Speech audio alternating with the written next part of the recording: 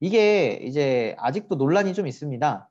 이 작품의 제목의 의미는 네, 안녕하십니까. 국어 강사 김남준입니다. 오늘은 향가 갈래 작품 중 하나인 제망매가를 설명드리도록 하겠습니다. 지난번에 마지막으로 창기파랑가를 설명을 드린 후에 오랜만에 해당 영상을 촬영하고 업로드하게 되었는데요. 그러면 바로 제망매가 설명에 들어가도록 하겠습니다. 일단 제망매가라는 작품은 고등학교 1학년을 최근에 겪고 올라온 학생들이나 아니면은 뭐 성인 대학생 분들의 경우에는 굉장히 어디선가 봤을 법하거나 친숙한 작품일 겁니다. 왜냐하면은 이게 거의 대부분의 국어 교과서, 고1 교과서에 실려 있는 작품이기 때문인데요.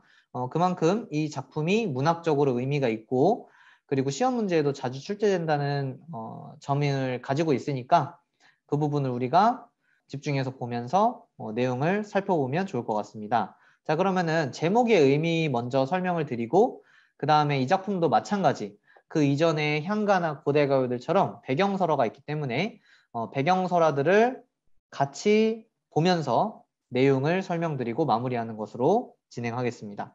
자, 일단 이 작품의 제목은요. 한자의 의미를 알면 쉽게 이해할 수 있습니다. 자, 제가 보통 학생들한테 설명을 할 때 이 네 글자인 제망매가라는 작품의 제목을 설명할 때 이렇게 세 덩어리로 끊고 우리가 이해를 해보자 라고 설명을 하거든요. 자, 그러면 이게 각각이 어떤 의미를 지니는지 보도록 하겠습니다.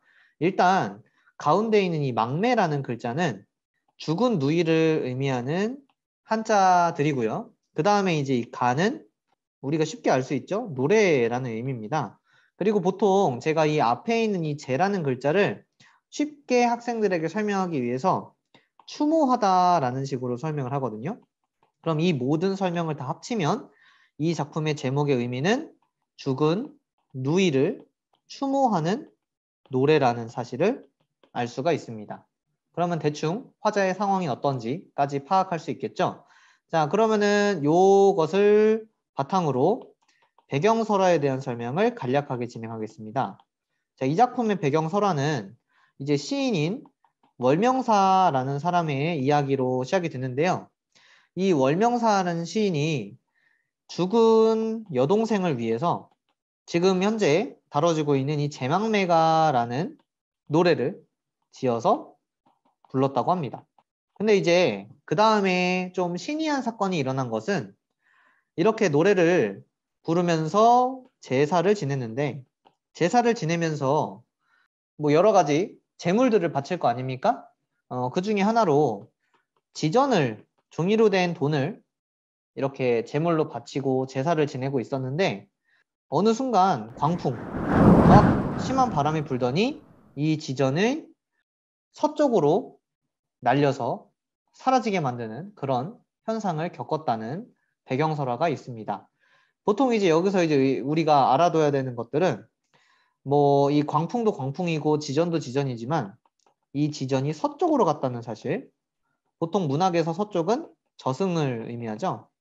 그래서 저승세상으로 월명사의 정성과 여동생을 향한 사랑이 전달되었다라는 것으로 배경설화를 이해할 수 있다까지 보시면 되겠습니다.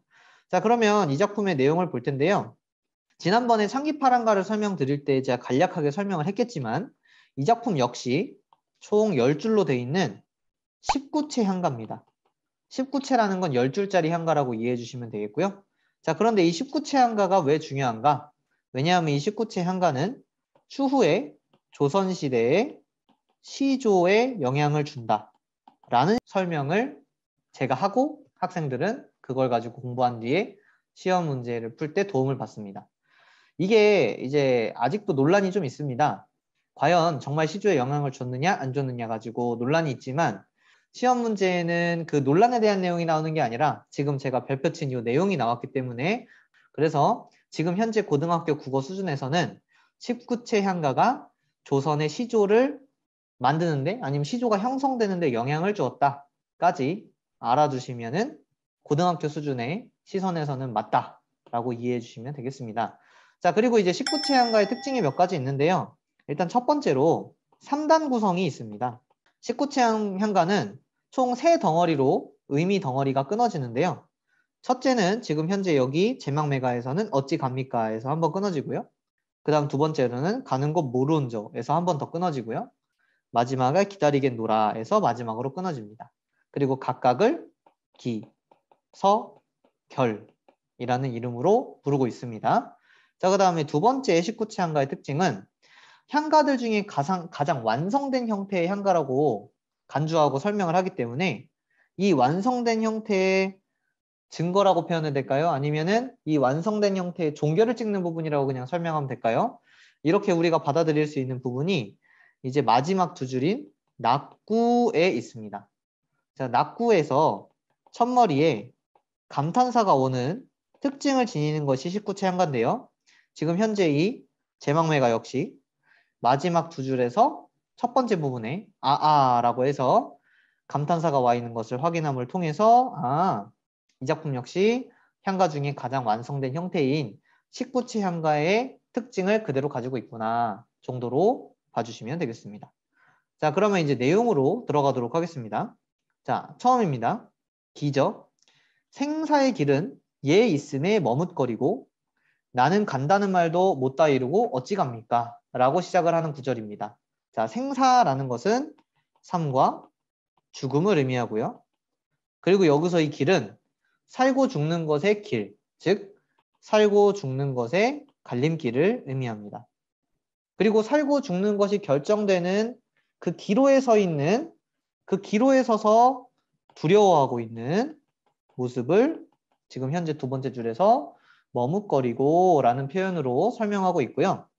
그리고 이제 그 살고 죽는 것에 갈림길이 있는 곳은 사실 저승이 아니죠. 그러니까 다시 얘기하면 우리가 살고 있는 이곳이 여기에 남아있느냐 아니면 여기에 남아있지 못하느냐에 따라서 살고 죽는 것이 갈라지기 때문에 여기서 말하는 살고 죽는 것의 갈림길은 이승에 있다라는 표현으로 정리가 되고 있습니다. 그 다음에 삼행으로 가보겠습니다. 그 다음에 나는 간다는 말도 못다 이루고 어찌 갑니까? 하고 한탄을 하고 있는 부분이 나오는데요.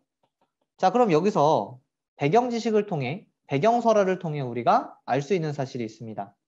죽은 누이를 향해서 부르는 노래였다는 사실.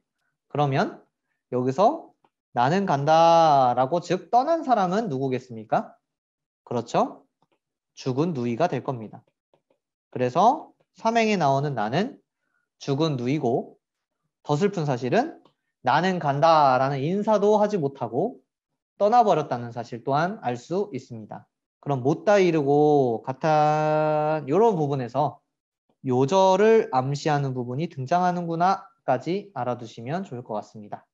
요절이라는 단어를 모르는 분들이 있을 수 있을 것 같아서 요절은 그냥 쉽게 설명해서 제 명대로 살지 못하고 일찍 생을 마감하는 것을 의미합니다. 즉 죽은 누이가 어린 나이에 세상을 떠났다는 것을 알 수 있는 것이죠. 자, 그래서 지금 기 부분에서 제가 한탄이 느껴진다라고 간단하게 설명한 이 부분을 조금 더 상세하게 정리한다면 죽음에 대한 두려움도 드러나고요.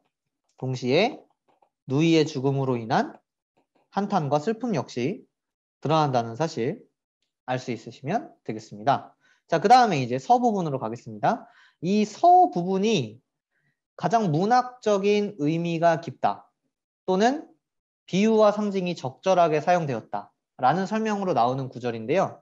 자, 그러면 어떤 형식으로 드러났기에 어떤 표현이 나타났기에 여기가 가장 문학성이 뛰어나다라는 평가를 듣는지 보도록 하겠습니다.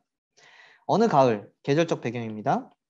뭐 문학을 열심히 공부하는 친구들은 같이 알아줘야 되는 게 가을, 쓸쓸한 계절 이렇게 가져야 돼요. 풍요로운 계절 이렇게 하면 안 되는 거 아시죠? 왜냐하면 이 시의 주제가 죽은 누이를 향한 추모에 있으니까 그렇습니다. 자, 어느 가을 이른 바람에 이른 바람이 확 불었습니다. 예상치 못한 바람이 불었어요. 그리고 이에 저에 어찌저찌 어떤 상황에서 그 이른 바람 때문에 떨어질 잎, 나뭇잎이 떨어졌습니다. 그리고 이제 철엄이 나왔기 때문에 여기서 이 철엄은 직유법에 해당하겠죠. 자, 그리고 한 가지라는 말이 나왔습니다. 자, 이런 거는 이제 문학적 표현이라기보다는 관용적 표현에 가깝죠. 그러니까 한국 사람들이 자주 쓰는 뭐라고 해요? 관습적인 표현인 거죠. 관습적인 표현으로 이 한 가지를 이제 동기라는 표현을 쓰는데요. 자, 동기라는 거는 이제 한 부모에게서 태어난 형제, 자매를 의미합니다. 즉, 다시 얘기할게요. 그러면 한 가지에서 났다는 것은 지금 현재 화자가 누이에 대해서 얘기하고 있다는 사실을 알 수 있겠죠. 즉, 이 비유적 표현을 그대로 적용했을 때 예를 들면은 제가 그림을 잘 못 그리지만 그려보면 자, 나뭇가지가 이렇게 있습니다. 놀랍게도 나뭇가지예요. 그리고 여기에 하나의 이파리, 두 개의 이파리가 이렇게 있는 거예요. 근데 이 잎의 하나는 화자고요. 자, 한 가지 나뭇가지가 부모님을 의미했을 때 그럼 화자 말고 다른 나뭇잎을 누구를 의미한다고 우리가 이해할 수 있을까요? 이게 바로 죽은 누이를 의미한다고 볼 수 있겠죠. 근데 이 죽은 누이가 나는 간다는 말도 못하고 이른 바람에 떨어져 버린 겁니다. 이런 식으로 지금 시에서 말하고 있기 때문에 자, 그럼 다시 비유적 표현 정리 들어갑니다. 어느 가을 이른 바람에. 자, 그럼 이 이른 바람이 바로 누이의 이른 죽음을 의미하겠죠. 그러면 여기서 떨어져 버린 잎이 바로 누굽니까? 죽은 누이를 의미하겠죠. 그래서 이른 바람을 이른 죽음이라고 대응시킨 은유법과 죽은 누이를 나뭇잎으로 연결시킨 직유법이 현재 사용되고 있다는 사실 확인이 되고요. 그리고 동시에 마지막 줄에 가는 곳 모르온 저라는 표현을 통해서 아무리 내 형제 자매였지만 부모님이 그러니까 한 부모님이신 나의 가족이지만 순간 죽어버리면 어디 가는 줄 모르는구나 라는 것에서 화자의 인생의 덧없음을 느끼는 감정이 드러납니다. 그리고 인생의 덧없음을 사자성어로 바꾸면 이 인생 무상이 된다는 사실을 알아주시면 되겠습니다. 자, 그러면은 지금 현재 1행부터 8행까지 쭉 이 월명사가 부른 제망매가의 내용은 현재 누이가 죽은 것과 그리고 그 죽은 것에 대한 뭐 상실감이라든지 아니면 덧없음이라든지 뭐 하나 더 설명하자면 절망감을 느끼고 있다는 사실을 확인할 수 있습니다. 그런데 중요한 건 그 다음 두 줄이에요. 왜 그러면은 그 다음 두 줄이 중요한가? 향가를 처음에 설명할 때 제가 간단하게 설명을 드렸던 것으로 기억하는데요. 향가는 기본적으로 신라시대 때 불렸던 노래이기 때문에 신라시대의 귀족 계층이나 권력이나 지식을 가지고 있었던 그 계층의 사고가 많이 반영되어 있어요. 자, 다시 얘기하면 지금 현재 이 향가를 지은 월명사라는 사람의 직책, 직업은 승려입니다. 그럼 다시 얘기하면 이 작품에는 불교적 색채가 진하게 들어있다는 것을 암시적으로 알 수 있고요. 그렇다면 불교적인 사상에서 사람의 죽음은 단순히 그 사람이 죽었다고 해서 끝! 이렇게 되는 것이 아니라는 것을 기억하고 다음 내용을 볼 때도 아, 여기서 끝이 아닐 거야. 우리가 다음 내용을 예상하면서 볼 필요가 있다는 겁니다. 자, 그러면 어떤지 한번 보겠습니다. 자, 제가 아까 말씀드렸죠? 감탄사가 등장한다고요. 보통 감탄사가 등장하면 영탄법이라는 표현법으로 이를 설명하는데 이 작품에서는 이 라는 감탄사가 상당히 의미심장한 역할을 합니다. 세 가지나 역할이 있거든요. 첫째는 시상을 고조시킵니다. 선생님, 시상이 시상입니까? 이렇게 질문하는 분들이 있을까봐 시상을 제가 간단하게 설명드릴게요. 시상은 시인의 생각이라고 기억해 주세요. 그 다음 두 번째 역할은 시상을 집약합니다. 집약은 뭐냐면 압축해 주는 겁니다. 그 다음 마지막 세 번째 역할은 시상을 전환합니다. 자, 시인의 생각이 전환된다는 게 뭘까요? 다시 얘기할게요. 상실감, 덧없음, 절망감을 느끼다가 전환이 됩니다. 즉, 그 절망감에서 빠져나오는 것이죠. 그래서 제가 불교적 색채가 이 작품엔 들어가 있다라는 것을 강조드린 겁니다. 자, 그럼 어떻게 빠져나오는지 보겠습니다. 자, 미타찰이라는 표현이 나오는데요. 자, 미타찰은 지금 우리가 현대인이 살아갈 때 좀 편안하고 좀 이해하기 쉬운 방법으로 비유하자면 천국, 같은 이상향, 저승의 이상향 세계를 의미하고요. 불교로 따지면 뭐 이제 극락 세계를 의미합니다. 자, 그런데 중요한 건 사랑하는 누이가 죽었다면, 그리고 이 누이가 아무 죄 없이 정말로 뭐 아파서 불쌍하게 죽었다면 저 동생은 지옥에 갔을 거야 라고 믿을 오빠는 아무도 없겠죠. 다시 얘기하면 천국에 내 동생은 갔을 거야 라고 믿을 겁니다. 그렇기 때문에 지금 현재 월명사는 내 동생이 천국에 갔다라고 믿은 상태에서 불교적으로 그 허탈감과 그 상실감을 이겨내고 있는 거고요. 그러면서 동시에 만날라, 여기서 화자가 후에, 그러니까 나중에 죽은 뒤에 미타찰에서 누이를 재회할 것을 소망하고 있다고 이해해 주시면 되겠습니다.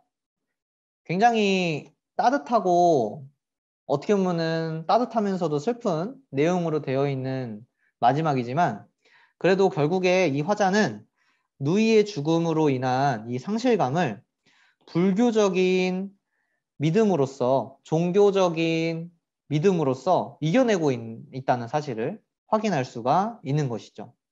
그러다 보니까 당연히 우리도 그렇지만 저승에서 천국, 극락세계, 좋은 세계로 가려면 내가 가만히 앉아 있으면 되는 게 아니죠. 당연히 좋은 일을 많이 하거나 높은 도를 가지고 있어야지만 그 세계에 갈 수 있을 겁니다. 그래서 마지막에 돛 닦아 기다리겠노라 라는 표현으로 재회를 소망하는 마음과 그리고 재회를 소망하기까지의 의지적 태도를 가지는 방식으로 이 상실감을 종교적으로 이겨내고 있다는 마지막을 볼 수 있습니다. 어떻습니까? 제막매가는 굉장히 문학적으로 의미심장하다, 문학적으로 많이 다뤄진다, 중요하기 때문에 고등학교 1학년 때 많이 보게 된다라는 설명을 드렸는데요.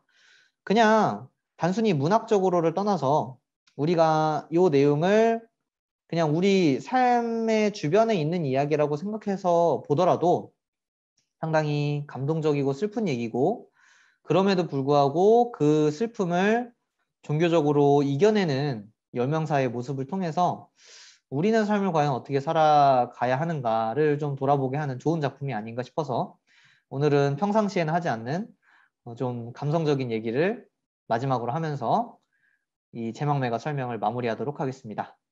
네, 지금까지 영상 봐주셔서 감사하고요. 늘 그렇듯이 질문이 있으시면 오픈 채팅방이나 아니면은 유튜브 영상 댓글을 통해서 얼마든지 피드백 주시면 제가 또 그거 확인한 뒤에 다시 피드백 드리도록 하겠습니다. 네, 여기까지 하겠습니다. 감사합니다.